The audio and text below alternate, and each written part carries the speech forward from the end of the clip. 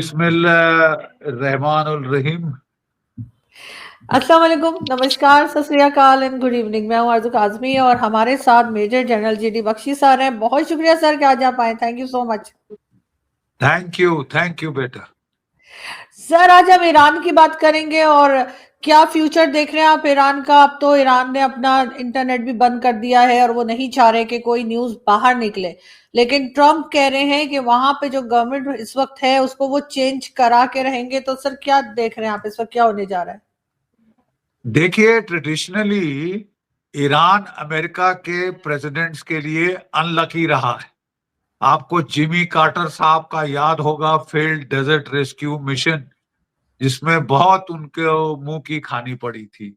ये जो ईरान के अंदर सीआईए, मोसाद और MI6 ने मिलकर एक तख्ता पलट की साजिश रची थी, बड़ी इलेबोरेट साजिश।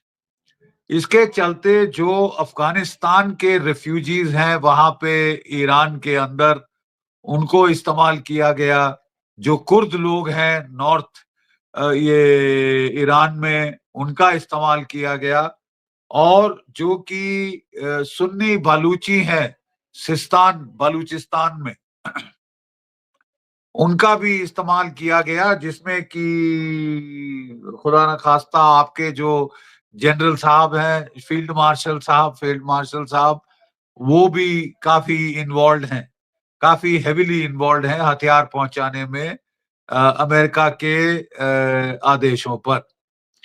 कोई 40 से 50 हजार स्टारलिंक के टर्मिनल्स वहां पे भेजे गए थे कि एक कलर्ड रेवोल्यूशन की जाए। उनको यकीन था कि ईरान इंटरनेट शटडाउन करने की कोशिश करेगा।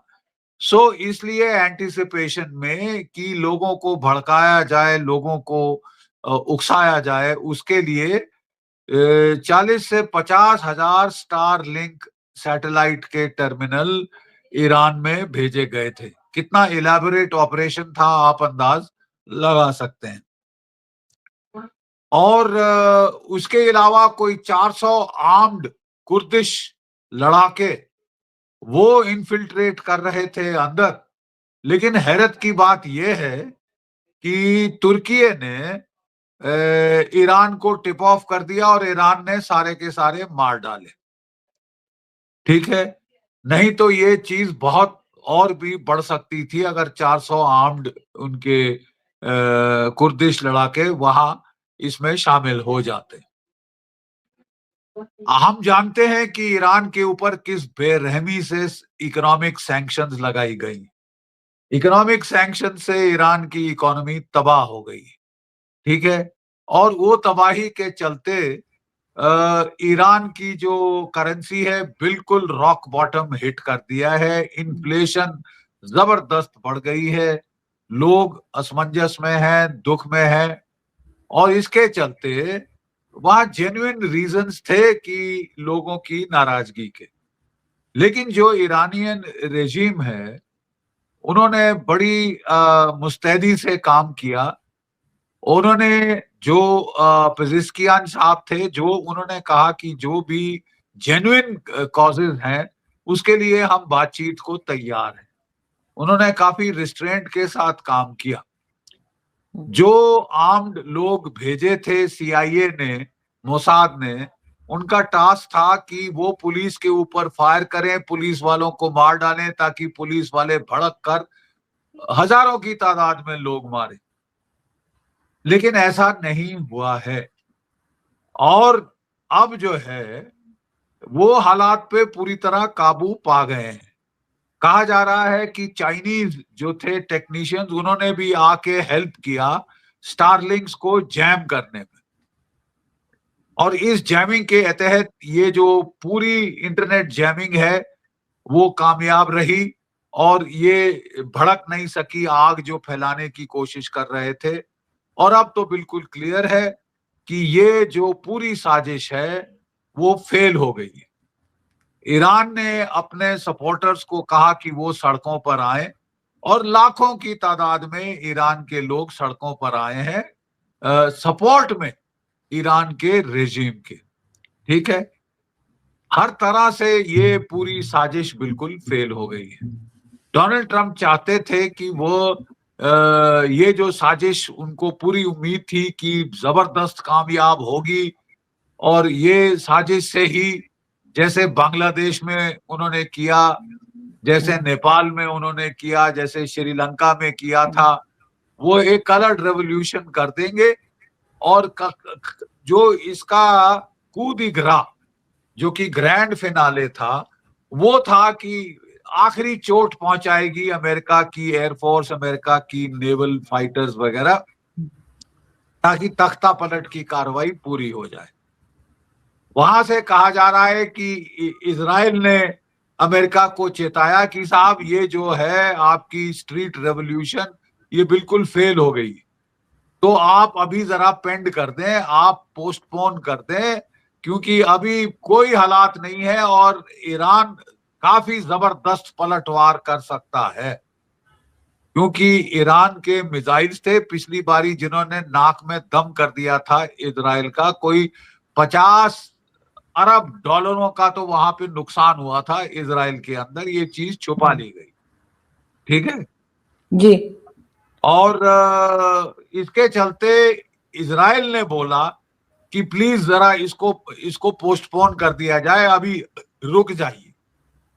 डोनाल्ड ट्रंप तो छलांगे मार रहे थे वेनेजुला के बाद, टार्जन बुंडोलो जैसे अपनी वो गोरिल्ला जैसे छाती पीट रहे थे, दमदमा रहे थे कि मैंने वेनेजुला में तख्ता पलट किया है, अब ईरान में करूंगा, उसके बाद क्यूबा की बारी है, कोलंबिया की बारी है, कनाडा की बारी है, मेक्सिको की बारी है, ग्रीनलैंड की बारी। जी। लेकिन ये सब धरे के धरे रह गए हैं और काफी कन्नी कटी है उनकी, और झेप गए हैं। वो कह रहे हैं कि नहीं, मैंने धमकी दी और ईरान ने लोगों को फांसी टांगना बंद किया, तो मैं चाहता हूं शांति। असलियत ये है कि ये जो पूरी स्ट्रीट रेवोल्यूशन है, ये बिल्कुल फेल हो चुकी है।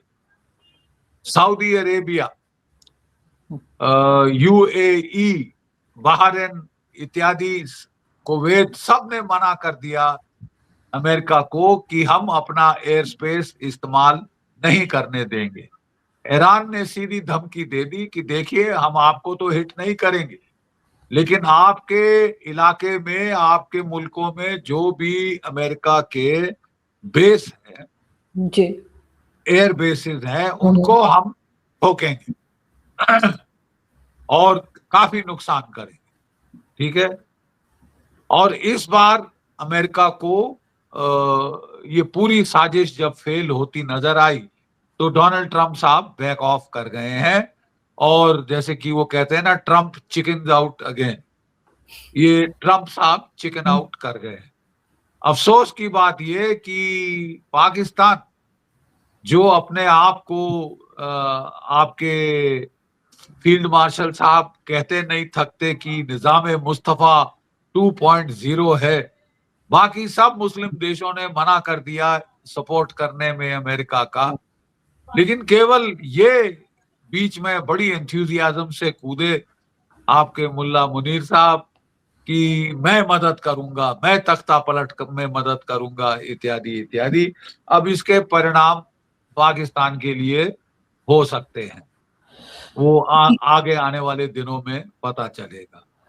तो लेकिन साहब, सर, ये जो है साजिश, मेरे को तो लगता है कि बिल्कुल फेल हो गई है, और अल्लाह ताला ने ईरान का बखूबी साथ दिया है, रूस ने साथ दिया है और चीन ने साथ दिया है।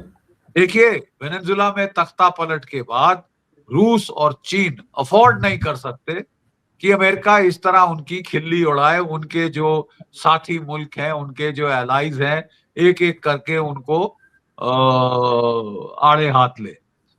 तो रूस ने इजराइल को और अमेरिका को दो टूक शब्दों में सीधी खड़ी चेतावनी दे दी है कि थोड़ा सा अब आप संभल के चलिए, ये इसके बाद ज्यादती हो जाएगी। देखिए, वेनेजुला तो अमेरिका के बैकयार्ड में है, वहां जाके न चीन लड़ना चाहता है न रूस, लेकिन ईरान अमेरिका का बैकयार्ड नहीं है साहब, इट्स नॉट अमेरिकाज बैकयार्ड। और सीरिया के बाद रूस नहीं अपनी इस तरह से हार होते देखना चाहता है दूसरी बारी मिडिल ईस्ट में। तो वो लोग भी अब बिल्कुल क्लियर है, उन्होंने भी ईरान को बोला देखिए हमने तो आपको पिछली बार भी S-400 मिसाइल दिए थे, हम अपने टेक्नीशियंस देना चाहते थे आपको उनको चलाने के लिए, लेकिन आपने मना कर दिया था। इस बार उन्होंने एक्सेप्ट कर लिए हैं, चीन के भी टेक्नीशियंस वहां पे आए हैं, चीन के J-10C फाइटर्स जिनको आप इतनी तारीफ कर रहे थे सिंदूर के दौरान, वो उन्होंने भेजे हैं वहां पे। रूस ने अपने S-400 एंटी एयरक्राफ्ट मिसाइल्स भेजे हैं और अटकलें ये भी लगाई जा रही हैं कि हमला शुरू हो गया था, लेकिन अमेरिका के जो 2 जहाज थे वो मार गिराए गए, इसलिए उन्होंने जल्द से जल्द बंद किया गया, ये ऑपरेशन ही कॉल ऑफ कर दिया, क्योंकि वो घबरा गए कि साहब ये तो ट्रेलर जो दिख रहा है ये बहुत ही खतरनाक लग रहा है। अब इसकी पुष्टि नहीं हुई है कि कोई अमेरिकन जहाज शूट डाउन हुए हैं, 2 की नहीं, लेकिन ये जरूर है कि ये attack for the time being call of कर दिया। लेकिन सर हाँ जी बोलिए। सर मैं ये पूछ रही थी आपसे कि आपको क्या लग रहा है कि अमेरिका आराम से बैठ जाएगा, अपनी हार मान लेगा कि वो ईरान में कुछ नहीं करा पाया, और अगर पाकिस्तान साथ देता है अमेरिका का, तो आपको नहीं लग रहा कि गजा के लिए भी कहा जा रहा है, अफगानिस्तान के लिए भी इस्तेमाल हुआ, अब ईरान के लिए भी, तो ये पाकिस्तान अपने आप को मजीद मुश्किल में फंसाता चला जा रहा है, क्योंकि अमेरिका तो निकल जाएगा, पीछे तो हम रह जाएंगे ना यहाँ पर। देखिए खिट्टे में रहना आपको है और ये फैसला तो आपको करना पड़ेगा ना कि साहब हम किससे लड़ना चाहते हैं और किस किस से लड़ेंगे। अफगानिस्तान से आपकी लड़ाई है, ईरान से पहले भी आपकी झड़प हो चुकी है, उसने मिसाइल फायर किए थे, आपने F-16 भेजे थे। बाकी सारे इस्लामिक मुल्कों ने, देखिए ये थोड़ी सोचने की बात है, तमाम इस्लामिक मुल्कों ने इस बार अमेरिका का साथ देने से साफ मना कर दिया, इनकार कर दिया कि हम अपना एयर स्पेस ना कुवैत, ना इराक, ना सऊदी अरेबिया, ना बहरीन, ना UAE वगैरह वगैरह, कतर, सब ने मना कर दिया। एक पाकिस्तान ही है जो हमें भी हैरत हुई कि जिस तरह से वो कूद के बोला हाँ जी मेरे आका मैं करने को तैयार हूं। देखिए मिस कैलकुलेशन कर रहे हैं आपके फील्ड मार्शल साहब, क्योंकि वो सोच रहे थे कि अमेरिका पीट देगा ईरान को, मेरी वाहवाही होगी, मैं और उनकी आंखों में, डोनाल्ड ट्रंप की आंखों में और चहेता बन जाऊंगा, बड़ा मोस्ट एलाई बन जाऊंगा। लेकिन इस बार तो थोड़ा सा जो पासा है वो पलट गया। आपने बड़ा सही सवाल पूछा कि अमेरिका क्या छोड़ देगा या आगे बढ़ेगा। जो हमारी इंटेलिजेंस है उसके मुताबिक अमेरिका के जो चीफ ऑफ जनरल स्टाफ है, चीफ्स ऑफ स्टाफ, उन्होंने डोनाल्ड ट्रंप को कहा है कि देखिए साहब अगर तो ये जो कि कलर्ड रेवोल्यूशन है सक्सेसफुल हो जाती तो हम बहुत कम ताकत के, मिलिट्री ताकत के इस्तेमाल के साथ भी तख्ता पलट सकते थे, लेकिन क्योंकि वो रेवोल्यूशन, स्ट्रीट रेवोल्यूशन बिल्कुल फेल हो गई है और इजराइल ने हमको चेता दिया है कि साहब मत करो, अभी मत करो, वो बिल्कुल फेल हो गई है, कुछ नहीं हुआ इस्लामिक रेवोल्यूशनरी गार्ड्स का, पसीज का, ईरान की फौज का, वो बिल्कुल इंटैक्ट है, ना मोराल में फर्क पड़ा, ना कैपेबिलिटीज में फर्क पड़ा, तो लेने के देने पड़ सकते हैं। इसलिए आप देखिए एक चीज नोट करिए, जब भी अमेरिका ने ईरान पे हमला किया है कम से कम 2 एयरक्राफ्ट कैरियर्स वहां पे मिडिल ईस्ट में पहुंच गए। 2 एयरक्राफ्ट कैरियर जून में पिछली बार जब अटैक किए 2 एयरक्राफ्ट कैरियर वहां पे थे। इस बार जो कि एयरक्राफ्ट कैरियर उनका वहां पे था वो तो वेनेजुला में है। अब उन्होंने एक एयरक्राफ्ट कैरियर अब्राहम लिंकन वो साउथ चाइना सी से, चीन के बरखिलाफ से भेजना शुरू किया है, दौड़ाया है, वो भी कम से कम हफ्ता तो ले लेगा यहाँ पहुंचने में। वो दूसरा एयरक्राफ्ट कैरियर भी पहुंचाने की हम बातें सुन रहे हैं, तीसरे की भी बात सुन रहे हैं। क्योंकि ट्रंप साहब झेप बहुत गए हैं, उनकी मिड टर्म इलेक्शन आने वाली है और वो इस वक्त जीत ही जीत दिखाना चाहते थे। अब देखिए वेनेजुला में भी उल्टे बांस बरेली को पड़ गए हैं। क्यों साहब? आपने मादुरो को पकड़ लिया, बेचारे की वाइफ को भी पकड़ के ले आए कैदी बना के, हथकड़ियां बेड़ियां डाल के, वो सब ठीक है, लेकिन जो रेजिम है मादुरो का वो इंटैक्ट है। मादुरो की फौज इंटैक्ट है। मादुरो के जो गुरिल्ला ग्रुप्स हैं, जो कि गुरिल्ला युद्ध कर सकते हैं, जो कि इंश्योर कर सकते हैं कि अमेरिका एक बूंद तेल ना निकाल सके, वो सब के सब ज्यों के त्यों कायम है। और जो रॉड्रिग्स वहां की जो वाइस प्रेसिडेंट थी, जो कि एक्टिंग प्रेसिडेंट बनी है, उन्होंने भी साफ कह दिया कि साहब हम कॉलोनी बनने को तैयार नहीं। आई थिंक पाकिस्तान को सुनना चाहिए ये अल्फाज कि हम कॉलोनी बनने को तैयार नहीं, हम आपको अपना तेल नहीं दें। ठीक है ना? तो डोनाल्ड ट्रंप की फिर वहां पे कन्नी कट गई है और बड़े गलत टाइम पे कटी है, क्योंकि मिड टर्म इलेक्शन होने वाली है। ठीक है ना साहब? तो डोनाल्ड ट्रंप जो देखिए हमारे बोलते हैं कि जो लड़ाई के देवता हैं वो ज्यादा दम्भ नहीं पसंद करते। मार दूंगा, ये कर दूंगा, इसको मारूंगा, उसको मारूंगा, इसको मारूंगा। तो वो लड़ाई में हमने देखा ऐसे लोगों की हमेशा थोड़ी सी नाक कटती, हमेशा नाक कटती, जो कि ज्यादा जरूरत से ज्यादा उतावले दिखते हैं युद्ध के लिए, मार काट के लिए, खूना खच्चर के लिए। ठीक है? और ये हुआ है अमेरिका के साथ। और रूस और चीन, देखिए ओवरऑल अगर हम समझें कि ग्लोबल ऑर्डर किस तरफ जा रहा है, ये यूनिपोलर वर्ल्ड ऑर्डर नहीं है। ट्रंप साहब की सबसे बड़ी गलती है ये समझना कि दुनिया अभी भी यूनिपोलर वर्ल्ड ऑर्डर में है। 1990 से लेके कोई 2010 तक थी, अब नहीं। अब मल्टीपोलर वर्ल्ड ऑर्डर है, जिसमें रूस बड़ी ताकतवर पावर के रूप में उभर आया है। 4 साल से वो लड़ रहा है, लगातार यूक्रेन की ऐसी तैसी कर दी है। चीन की ताकत हर रोज बढ़ते जा रही है, मिलिट्री ताकत, और वो अगले साल शायद ताइवान को लेकर छोड़ेगा। ठीक है?